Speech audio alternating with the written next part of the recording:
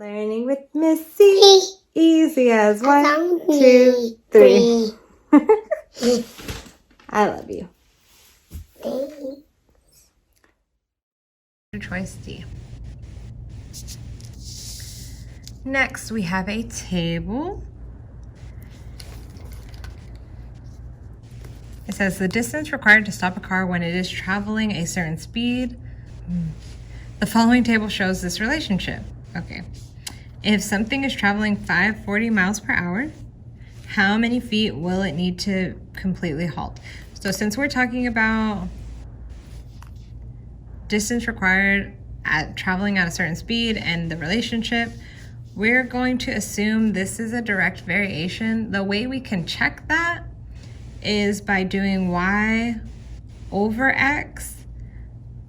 So remember each time, so if I do right here 30 over 125, I get 0.24. 60 over 250, I get 0.24. Then 96 over 400, I should get 0.24. And I do.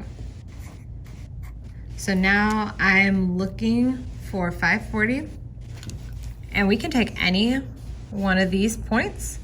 So I'm just going to take 125 and 30 because those are the smallest numbers. 30 over 125 equals 540 over x. I am going to cross multiply and divide.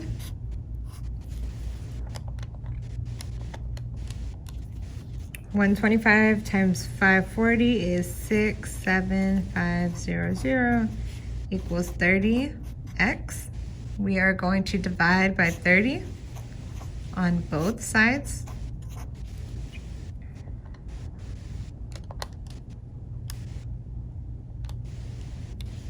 This is 2250 equals x. So this is my answer. It takes, if you're traveling at 540 miles per hour, it takes 2,250 feet to come to a complete stop.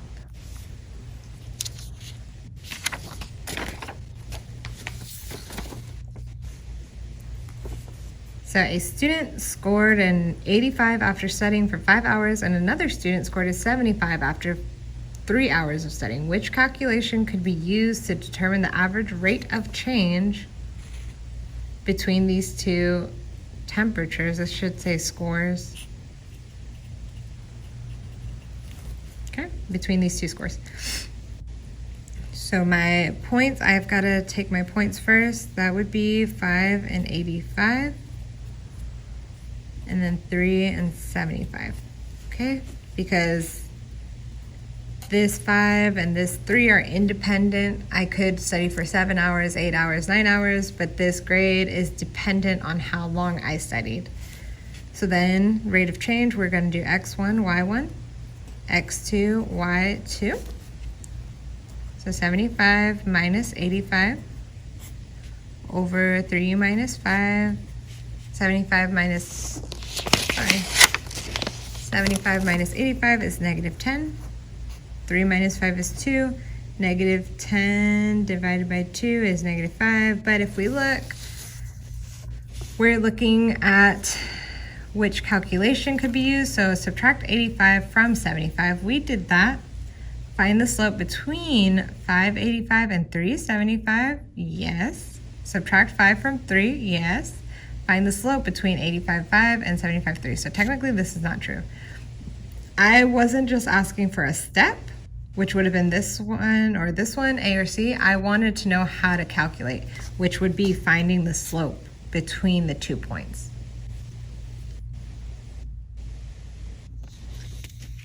Next, what is the linear equation that represents the graph? So linear equation, we need to find our M, we need to find our B. To find, first I'm gonna look for my B, so I start at the top of the Y. I go until I find the point, which is right here. That is 0. I then need to find another point, so about right there. And these, when you have graphs with different scales, it's kind of an estimation on where your point is. So I'm estimating as best as I can. That looks like it made a point, so I'm going to use it. That's 500, 300.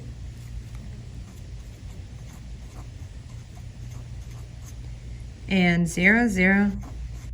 So x1, y1, x2, y2. Have 0 minus 300 over 0 minus 500.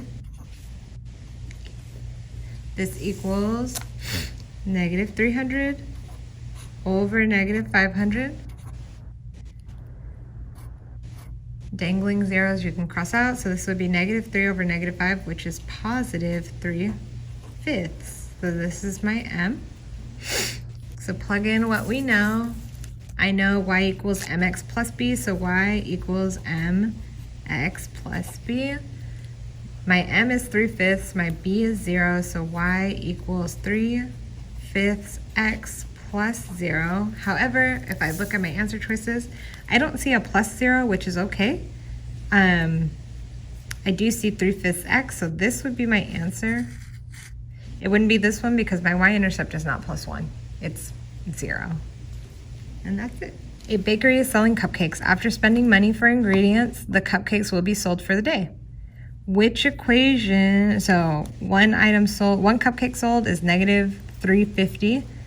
3 cupcakes sold is $1.50. 7 cupcakes sold is $11.50. 12 cupcakes sold is $24. This is the profit. This is how many cupcakes are being sold. Which equation best represents the linear relationship between y, the profit in dollars, and x, the number of cupcakes sold? Again, we are looking for m and b to make an equation. Normally I would look for my b first. However, I don't have a 0 over here, so I don't see my y-intercept. So I'm gonna have to figure it out. So let's do, it's gonna be x1, x2, y1, y2. And again, this is negative 3.50. This is 1.50. 3, 1.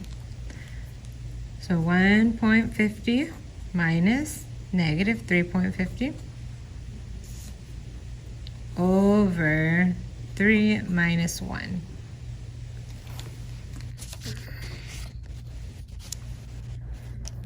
So 1.50, and these are double positives, so we change those, plus 3.5. So we have 5 over 2.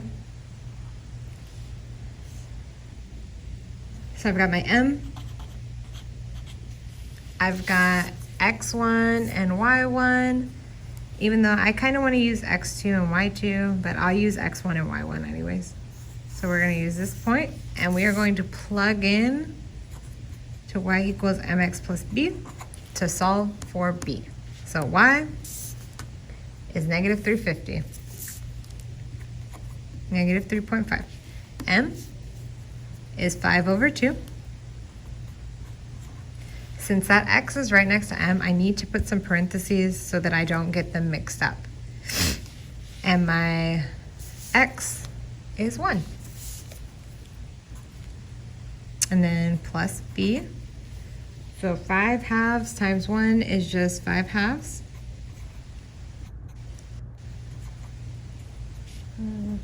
B. I need to get rid of the 5 halves, so I'm going to do minus 5 halves, minus 5 halves. So if you have a TI Inspire calculator, to get this fraction, you just press Control Divide. If you're on Desmos, you just press the A over B that looks like a fraction, and it'll let you get that. So negative 3.5 minus 5 over 2 is negative 6.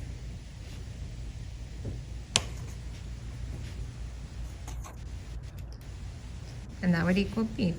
But again, we're looking for our linear equation, so I can rewrite this I just want y. I know m is 5/2. X, and then minus 6. If you notice, my slope is a decimal, so we can change 5/2 to a decimal. Y equals 2.5. X minus 6. So this is our answer, C.